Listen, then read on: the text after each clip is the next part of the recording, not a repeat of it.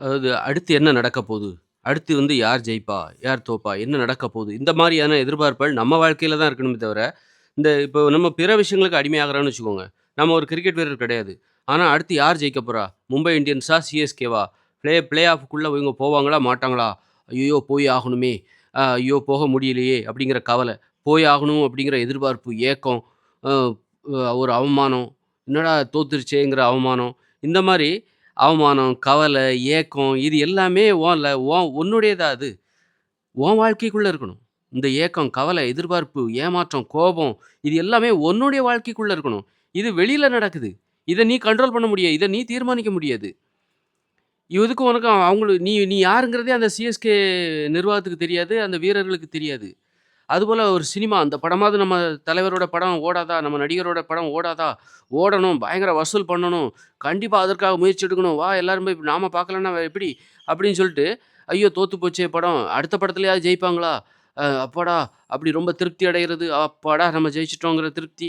இது எல்லாமே உனக்கு என்ன சம்மந்தம் இதுல? உன் வாழ்க்கைக்கு உள்ளதா இது? இன்னொருத்தருடைய வாழ்க்கையில நடக்கக்கூடிய விஷயம். அந்த நடிகர், அந்த புரொடியூசர் அவர் வாழ்க்கையில நடக்கக்கூடிய விஷயம். அத போய் நீ என்ன பண்ற? உன் வாழ்க்கையோட சம்மந்தப்படுத்திக்கிட்டு ஆனா, நீ எதுவுமே செய்யல.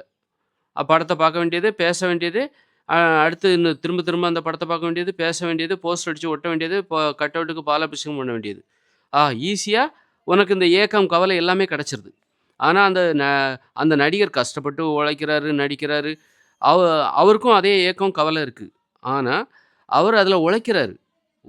உழைக்கிறாரு, கஷ்டப்பட்டு உழைக்கிறாரு. அதனால அவருக்கு ஏக்கம், கவலை நியாயமானது. நீ என்ன பண்ற அப்டின்னா, அந்த படத்த பார்க்குற, அப்புறம் போய் 2 வாட்டி பார்க்குற, 3 வாட்டி பார்க்குற, போஸ்டர் அடிச்சு ஒட்டுற, பாலாபிஷேகம் பண்ற, அத பத்தி நீ நெறைய பேசுற, உனக்கு பிடிக்காத ஒரு நடிகருடைய ரசிகர்கள்ட்ட போய் சண்ட போடுற. இப்படியே ஆனா உனக்கும் கவலை, ஏக்கம், எதிர்பார்ப்பு, வெற்றி, திருப்தி எல்லாமே இருக்கு. ஒரு லேசான வேலைய செஞ்சுட்டு, உனக்கு திருப்தி, கவலை, ஏக்கம், எதிர்பார்ப்பு, ஏமாற்றம், வெற்றி, தோல்வி எல்லா அனுபவங்களும் உனக்கு கிடைச்சிருது. அப்ப இது ஒரு சோம்பேறித்தனம் தானே! அப்போ உன் வாழ்க்கைக்குள்ள இருக்கணும். கஷ்டப்படு. கஷ்டப்பட்டு உனக்கு அந்த அனுபவங்கள் கிடைக்கணும். நீ உனக்குன்னு ஒரு லட்சியத்த உருவாக்கிக்கோ. உருவாக்கிட்டு, அந்த லட்சியத்துல நீ வந்து ஜெயிக்கணும் அப்படின்னு போராடு. உழைக்கணும். இதுவாவது வெற்றி அடையாதா? நமது இந்த லட்சிய முயற்சியாவது இது வந்து வெற்றி அடையாதா? இந்த ப்ராஜெக்ட் நடக்காதா? வெற்றி அடையாதா? இது நமக்கு கிடைக்காதா? ஐயோ! கிடைக்காம போயிடுச்சே அந்த ஏமாற்றம். கண்டிப்பா கிடைக்கணும் அப்படிங்கிற எதிர்பார்ப்பு, அதற்காக கடுமையா உழைக்கிறது, ஆசை ஆசை, எதிர்பார்ப்பு, கனவுகள் அப்படின்னு சொல்லி, இது உனது வாழ்க்கையோடு தொடர்புடைய ஏமாற்றங்கள், உணர்ச்சிகள். எதிர்பார்ப்புகள், வெற்றி, தோல்வி எல்லாம் உன் வாழ்க்கையோட, உன் முயற்சியோட, நீ கஷ்டப்பட்டு உழைக்கிறதோட தொடர்புடையதாக இருக்கிறது. இதுல உனக்கு முன்னேற்றம். இதனால உனக்கு முன்னேற்றம் ஏற்படும். உனக்கு பலன் கிடைச்சது அப்டின்னா, உனக்கு நல்ல பணம், புகழ் எல்லாமே கிடைக்கும். ஆனா, நீ வந்து உனது உணர்ச்சிகள், ஏக்கம், எதிர்பார்ப்பு எல்லாத்தையும் ஒரு சினிமா நடிகர் அல்லது ஒரு கிரிக்கெட்டு அல்லது ஒரு அரசியல் அப்படி அங்க வைக்கும்போது, அதனால உனக்கு இழப்பு தான் ஏற்படும்.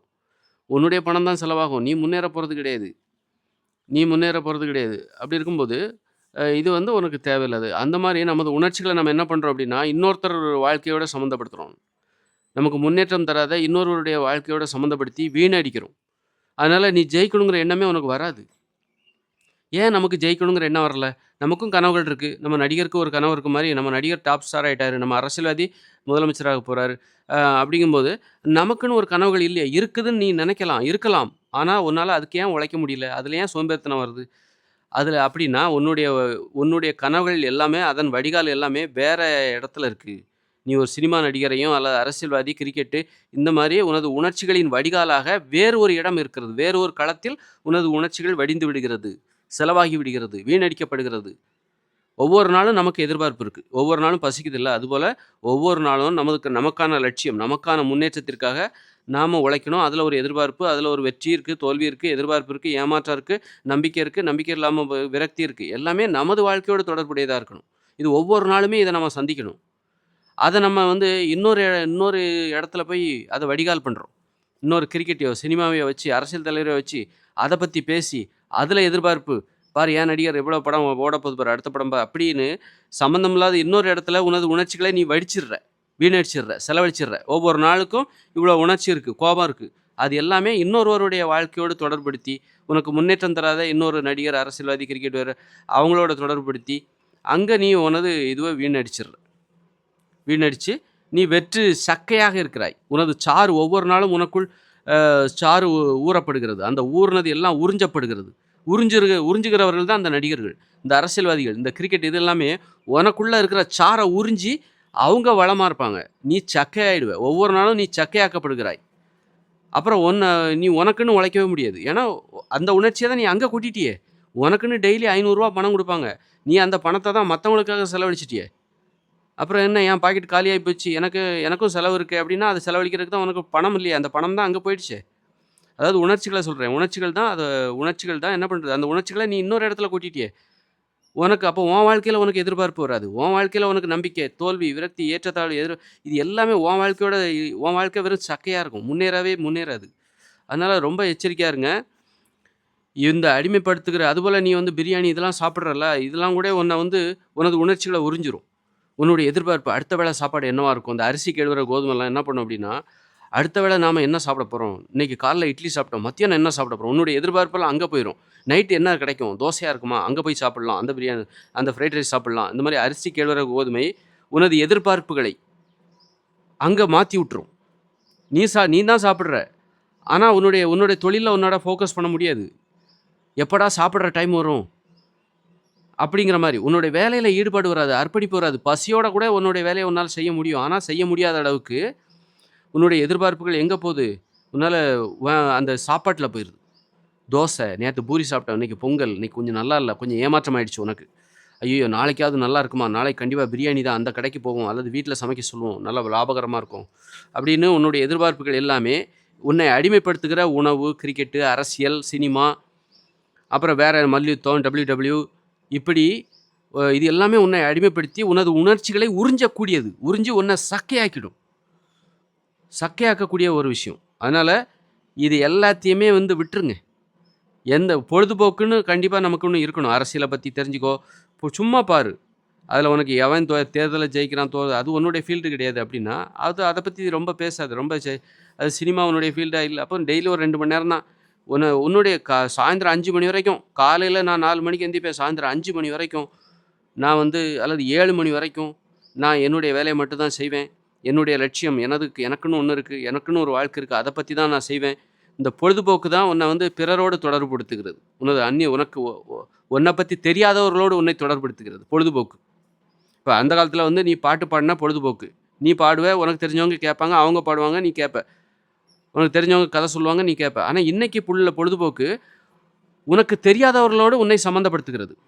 அன்னைக்கு நம்ம பாட்டி இன்னைக்கு என்ன கதை சொல்லுவாங்க? அப்ப அது தெரிஞ்சவங்க பாட்டி.